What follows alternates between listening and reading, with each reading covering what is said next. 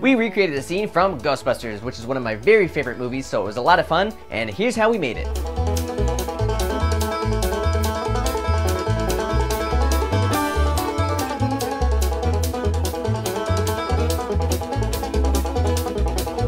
When casting the three main Ghostbusters, I wanted to make sure and try and get their looks to match up as close as possible. So for the role of Peter Venkman, which is the part played by Bill Murray in the movie, we reached out to our friend Nate. Nate was in our Jaws scene in our homemade Catching Fire trailer. For the role of Ray, that's the one played by Dan Aykroyd in the movie, we reached out to comedian Ron Babcock. He actually was in our Red 2 trailer playing old Bruce Willis a while back. Ron is actually bald, so we just put a wig on him. The good thing about that was that Ray actually wears goggles in this scene. Ben made these goggles using some clear safety goggles, and then for the two circular parts, he just cut the top off of like a water bottle and a Gatorade bottle and painted one black and one silver and glued them on there, and it looks really cool. So that goes on Ron's head and sort of covers, you don't see the wig as much that way. And then for the role of Egon, we have Danny, who was with us in last week's Psycho scene as Norman Bates. I told Danny to just see if he could blow dry his hair or something and get it as high as possible for Egon, and then we just put on those glasses and that was it. I ain't afraid of no ghosts. And then I played the hotel manager, and our friend Ace stepped in to play the bellhop who stands there next to the door when they come bursting through. Since I'm such a big Ghostbusters fan, I actually made my own Ghostbusters outfit and proton pack in 2007 using all kinds of really detailed parts and components. Not exactly a homemade style, it was kind of an authentic replication of the original suit. So I had the actual flight suit, I got actual patches, and I built this proton pack from scratch using metal and wood and bolts, and I spent about a month making it, and it was a kind of elaborate thing. It lit up, it had electronics and batteries. It was like full blown. It was a pretty awesome costume. But for homemade movies, we don't have that much time. We had to make 3 of these things, and we had to make them fast. So we wanted to set out to make this outfit from scratch using more homemade materials that anybody could use. So for our suits, instead of starting with the actual flight suits, which you can buy online if you want, and they're about 50 bucks a piece, we just bought some really cheap, flimsy kind of tissue paper painter suits. So those are a couple bucks a piece. You can get those at any hardware store. But they're white, so I picked up a couple cans of spray paint that sort of is that tan khaki color. That's your homemade flight suit. And then each of them has a little name tag. The real ones are embroidered, but of course ours we just drew with pen and markers. And the little Ghostbusters logo, each of them has one of those patches, so we drew that out and attached it to the suit. So normally when we want things to change color, we just spray paint them. But in this case, with the belts and the knee pads, we're actually taking the time to dye them. It's just gray RIT dye. It's only a couple bucks, and you just mix it with water. So we put that in a bucket and let these things soak over the weekend. So since these have foam in them and they're floating to the top, we're gonna weigh them down with bricks. Alright, so the knee pads and the belts have been soaking all through the weekend, so we're getting ready to take them out of the dye and see how they look. Kinda really soaked in. So once we had everything attached to these suits actually are pretty fragile, so be careful if you want to use these as a costume or anything. The zipper, once we painted it, didn't really work very well. It popped open, and the armpits ripped really easily, so you gotta be super careful getting in and out of these. They are quite flimsy. They're like tissue paper.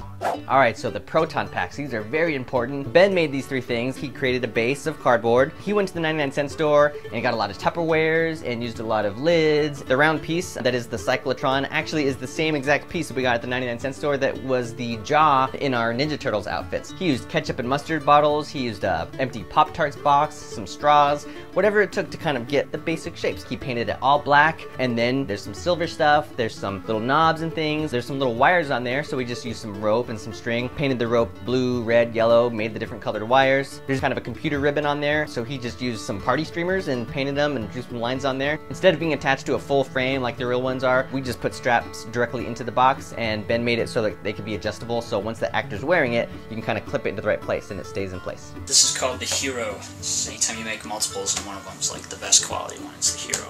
So this is going to be simpler. You're not going to have as much of the detail work because it's pretty much just to show that the other 2 guys are wearing something. And then the Ghostbusters all have the wand that connects to this proton pack that they're wearing. We started with a base of a plunger, a rolling pin, and a square Tupperware. Ben added on some other little details, and then the wand itself is attached to the pack using a garden hose that we painted black. We actually could have bought that same material that they use. They sell that at hardware stores, but it's actually really loud. I found that out when I made my proton pack all those years ago, and we knew that we had dialogue that was going to have to happen, so we tried to think of something that would be a lot quieter, and so we figured a rubber garden hose would do the trick. Ben's always hanging out with his hose. Hey-o! Alright, so then it was time to make Slimer. It's basically just newspaper stuffed inside of plastic grocery bags. Ben built this thing. He really just had to get the shape just right. He built the arms, and that was also just newspaper wadded up with the little fingers and stuff, and then the plastic grocery bag over the top, and some little sticks in there that you can kind of stick it into the body. Then it was just painting the whole thing green. We used a very bright fluorescent green. Problem with that stuff is it doesn't stick very well to the plastic bag. So once the paint dries, and we even used a lot of clear coat, it just kind of flakes off. So a lot of it came off, but for the most part, we were just very, very careful with it.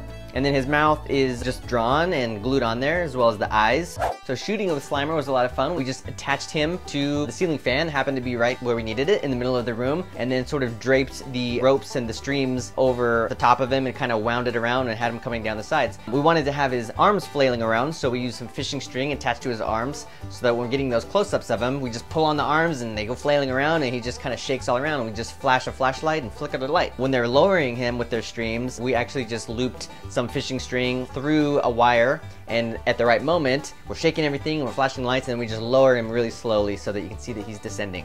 So the streams are just made out of rope. It was a yellow rope that we started with, and then bought this really, really bright fluorescent paint, and then we used a blue rope that was a little thinner and sort of just wound it around and kind of attached it in certain places. So between all that, and we're just gonna shake it around, it sort of looks like they're electricity streams coming out. So to attach these ropes at the end of the proton wands, we just stuck some cup hooks in there, so the end of the rope has a little loop on it, and then we could just hook it on when we needed to, and you could stand in place and then just shake it around really good. But then the other element here is that we wanted a really bright light coming off the very tip of the wands, so we just put flashlights actually on the tips of the wands, but pointed directly at the camera lens, so you get a nice cool glare out of the tips of the wands. Alright, and action. So in homemade movies, we usually try as best as we can to match up every little detail in the shot as far as the composition. So this is one case where we didn't really quite have the same scale as they did. We are not shooting in a huge banquet hall like they were. We went to my friend's house because she has a little bit bigger dining room than I do with a taller ceiling. So at least we have 3 Ghostbusters and Slimer and the streams, and we kind of just tried to get the overall look of it and the composition, but just kind of scrunched down on a small scale.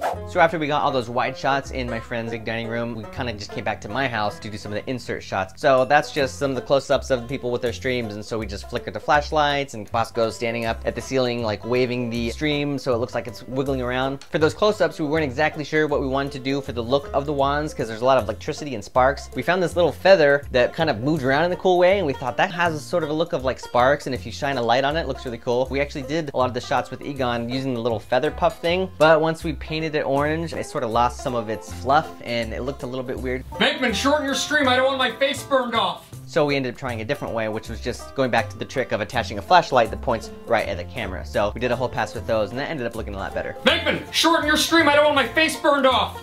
Just before this scene is when Peter gets slimed, so in the close-ups of Nate, instead of trying to use like Vaseline or anything actually slimy, he dunked his head in the sink and just let it all drip down, and that kind of stands in for slime. That'll wake you up. Also back here at the house, we did the shot where Peter pulls the tablecloth out from under the flowers, so we just kind of set all that stuff up on my dining room table. You know, if this homemade movies thing doesn't work out, we might open our own party planning business, because we're really getting the hang of it. So we want to make sure that these flowers do stay standing, so when Nate pulls the tablecloth out from under them, I think I'm going to attach some fishing string to actually hold the flowers in place. That way when he pulls everything else, they sort of stay put in the middle. So we practiced the move tons of times. We had Nate kind of going through the motions. And? We did a bunch of takes where he didn't actually go through with the full pull, but we wanted to make sure we had it all down pat. In the background of the original shot, somebody throws a chair in the background even, so we just threw like a piece of styrofoam in the background. This is a chair. Just to, you know, have all the pieces there. But when we felt like we had it down and the timing was right, we went for it, and we did it in one take. Action. Wait! I've always wanted to do this. And? Nice. Woo! It felt good! We had a hard time finding a place that had double doors that open like that, and the only place we could really think of that was convenient was my back door. Obviously, this is supposed to be in a big fancy hotel, but it was in the shade, so we just kind of covered the glass with some cardboard so it looked like a solid door, and then the Ghostbusters just come out. So they're actually just coming out onto my back patio. There's a bunch of inserts of the trap, and we spent almost an entire day just doing those inserts. So this trap is actually one that I built a couple years back for a totally different video, and it's just mostly cardboard and some little screws and some paint. So for this video, I was happy to use that again, and the first challenge was really getting it to slide across the room. So we used some fishing string and just pull the string, and so it looks like he's actually throwing it, but really it's just being pulled across the room. It's magic. We used the trick again of taking some light blue yarn and sort of wrapping it around. That sort of looks like electricity. It's electricity, folks. It's electricity. This time we also used some shiny purple ribbon that we kind of like dangled around, so that sort of matched some of the stuff that they did. Alright, so when he kicks the trap, there's some electricity that flows through it. So once again, we're using the yarn, and we're just going to drape it, but we're hiding it underneath, so that way as soon as he kicks it, the fishing line can pull it up and over the box, down around a hook, so it'll go up and over, and then hide behind his foot. So the electricity just flows over real quick. One of the shots, we kind of really wanted to see the beam of light coming out, so we set 2 flashlights in there, and we just put a little puff of smoke with a smoke machine so that the lights kind of hit the smoke a certain way. When the trap closes, there's a little blinking light on the side, so instead of trying to hook up electronics or blinking light into the trap itself, we just stuck a little piece of red plastic in there that's going to serve as the light, and then I just hit it with a laser pointer and just sort of blinked it on there from a distance because it really just illuminates the whole thing. We're using lasers. And that's how you make a homemade Ghostbusters scene. Who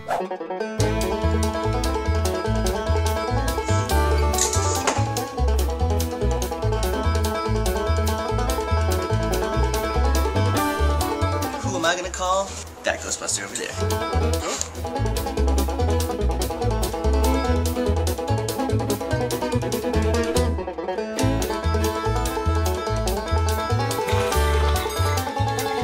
That knife made it far over there, man. That's some nice distance.